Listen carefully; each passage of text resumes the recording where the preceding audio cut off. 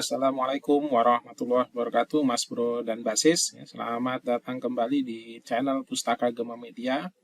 Bersama saya Om Dodi sebagai penulis buku SKS yang akan membahas soal pengetahuan kuantitatif. Nah, tentunya nanti akan ada pembahasan tipe-tipe soal seperti ini. Jadi jangan lupa subscribe, like, dan share ke teman-teman Mas Bro dan Mbak Sis. Dan tak lupa Om Dodi doakan agar Mas Bro dan Mbak Sis lulus di SNBT tahun ini. Oke, jangan lupa order buku SKS Menguasai TPS dan Literasi Sistem Pemrograman ya dengan klik link yang ada di deskripsi.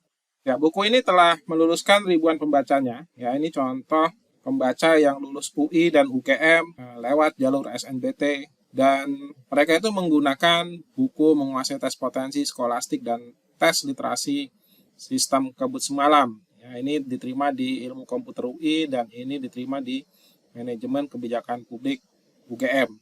Baik ya, kita akan lanjut ke pembahasan soal pengetahuan kuantitatif. 5 tahun lalu, rata-rata umur Dedi, Eka, dan Farah adalah 25 tahun.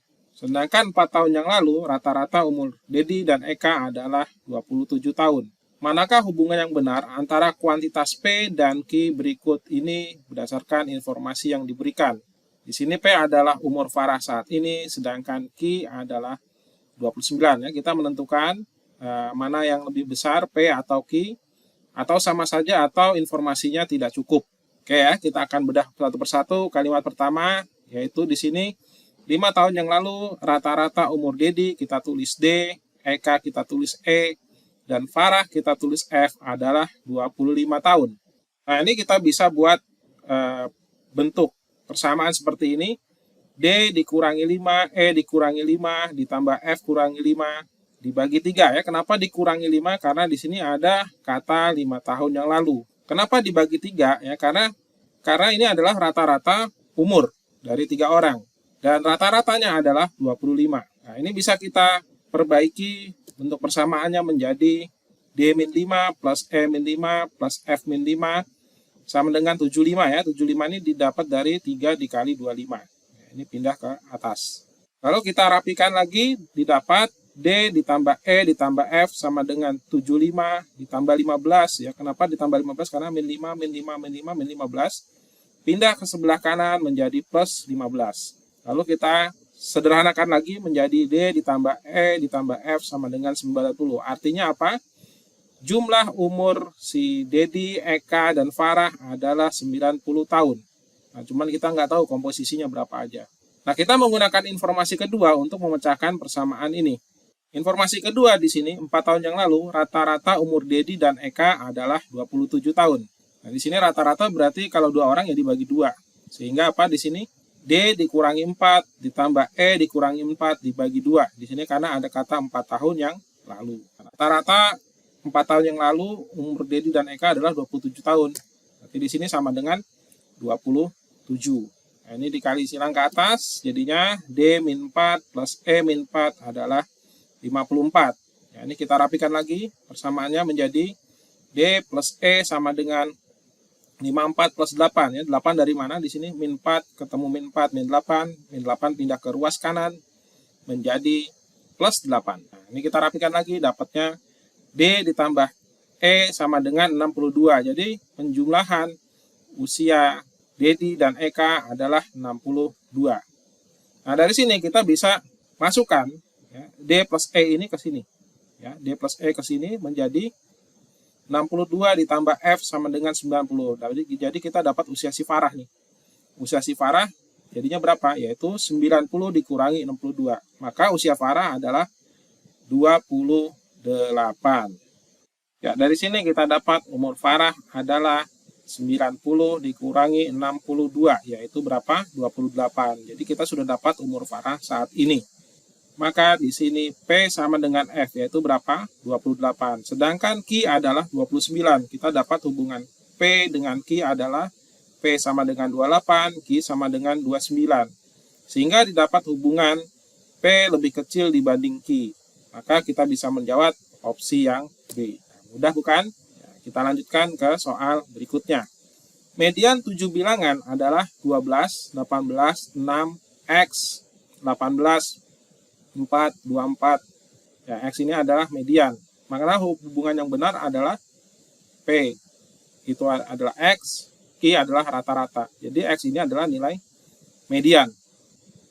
Bilangan yang diberikan adalah 12, 18, 6, X, 18, 4, 24. Ya, di sini 18-nya ada 2.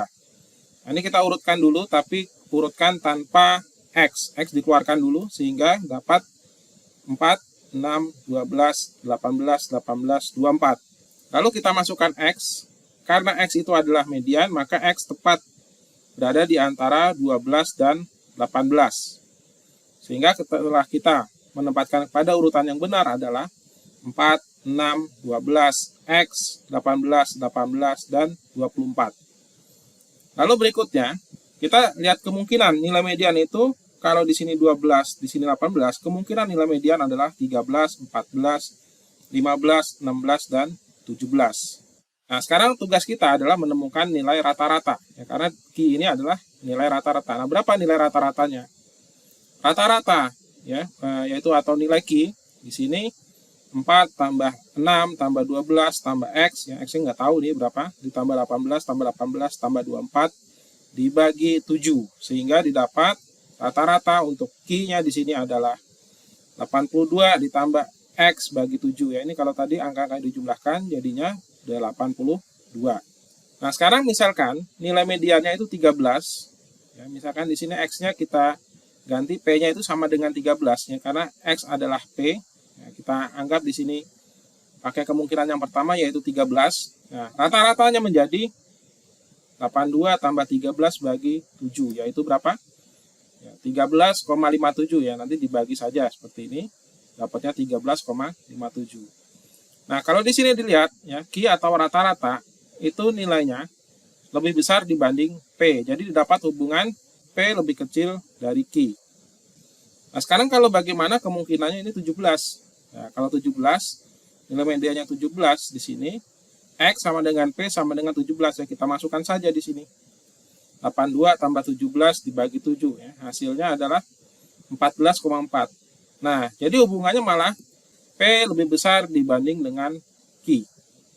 Ya, P-nya malah lebih besar dibanding dengan Q. Jadi kesimpulannya adalah, ya, informasi yang diberikan tidak cukup untuk memutuskan salah satu dari 3 pilihan di atas. Ya, jadi di sini nilainya tidak konsisten karena di sini ada beberapa kemungkinan median. Nah, di soal-soal lainnya ini kadang di soalnya 18 tapi di pembahasannya 15, ya, biar dapat jawabannya. Sebenarnya memang jawabannya ada, ya, yang E. Oke, baik, kita lanjut berikutnya. 3 bola diambil dari sebuah kotak yang berisi 3 bola merah dan 2 bola putih. Misalkan B menyatakan kejadian terambilnya 2 bola merah dan 1 bola putih.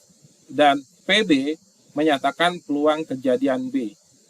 Ya, jadi PB-nya adalah peluang kejadian B. Berdasarkan informasi yang diberikan, manakah hubungan antara kuantitas P dan Q berikut ini yang benar? P itu adalah PB, yaitu peluang kejadian B, sedangkan Q adalah 3/10. Nah, sekarang kita gambar dulu, ya. Ya, kotaknya ada 3 bola merah dan 2 bola putih. Lalu kita ambil bolanya, diambil 3, ya, dikeluarin. Nah, di sini, ya. Jadi yang tinggal di kotak itu tinggal 2, sedangkan yang di luar itu ada 3. Nah, sekarang kita akan mencari, ya, nilai kombinasinya, yaitu berapa banyak cara pengambilan bola. Nah, di sini bola diambil sebanyak 3 dari 5 bola tanpa memperhatikan warna. Nah, jadi misalkan bolanya ini tidak diperhatikan warnanya, sehingga kita dapat 5 kombinasi 3. Artinya apa? 3 bola diambil dari 5 yang ada di kotak. Nah, berapa kemungkinannya? Berapa kemungkinan caranya? Itu adalah 5 faktorial dibagi 3 faktorial dikali 5 kurang 3 faktorial, hasilnya adalah 10. Nah, lalu berikutnya kita akan mencari juga cara terambilnya 2 bola merah, ya, dari 3 bola. Nah, itu makanya kita gunakan kombinasi 3 kombinasi 2. Di sini 3 faktorial dibagi 2 faktorial dikali 3 kurang 2 faktorial. Nah, dapatnya adalah 3. Lalu berikutnya, satu bola putih. Cara terambilnya satu bola putih itu adalah ya, 2 kombinasi 1. 2 faktorial dibagi 1 faktorial dikali 2 dikurangi 1 faktorial. Nah, dari sini angka-angka ini ya, kita dapat yang namanya probabilitas B ini. Ya, yaitu apa? Peluang kejadian B. Gimana caranya? Ya, ini tadi dapatnya 2. Ya, peluang terambilnya 2 bola merah dan 1 bola putih adalah yaitu PB. 3 kombinasi 2 dikali 2 kombinasi 1 dibagi 5 kombinasi 3. Didapat nilai 3 kali 2 dibagi 10. Didapat 6 per 10 disederhanakan menjadi 3 per 5. Nah sekarang PB ini adalah nilai P. Sedangkan Q-nya adalah 3 per 10. Nah didapat hubungan ternyata nilai P lebih besar dibanding Q. Nah ini kalau kita lihat ya PB-nya itu sendiri adalah 3 per 5 ya, diadu dengan 3 per 10. Nah, maka jawaban yang tepat adalah yang A. Oke ya, mudah kan? Ya, kita lanjut berikutnya. Sisi sebuah bujur sangkar diperpanjang 10 cm sehingga luasnya bertambah 200 cm persegi. Berdasarkan informasi yang diberikan, manakah hubungan antara kuantitas P dan Q berikut ini yang benar? Nilai P adalah sisi semula, Q adalah 6. Sekarang kita cari ya. P adalah sisi bujur sangkar semula, yaitu berapa nilai P-nya? Nah, kita tahu bahwa luas bujur sangkar adalah sisi kali sisi.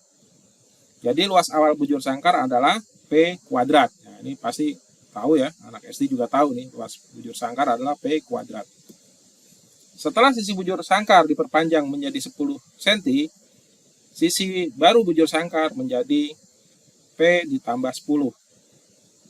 Maka luasnya yang baru adalah menjadi P ditambah 10 kuadrat.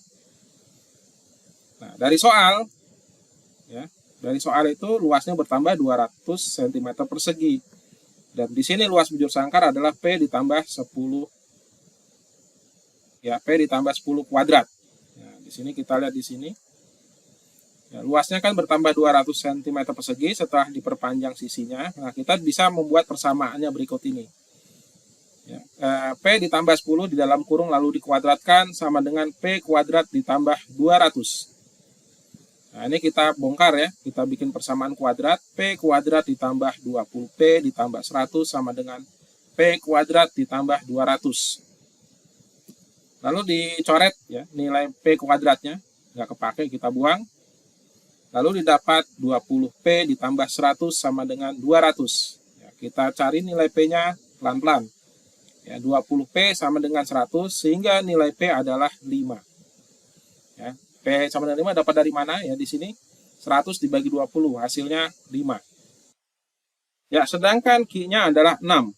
Maka di sini didapat hubungan P lebih kecil daripada Q. Ada jawabannya? Ada ya, jawabannya yang B. Baik ya, gampang kan? Nah, sekarang kita lanjut berikutnya soal yang terakhir.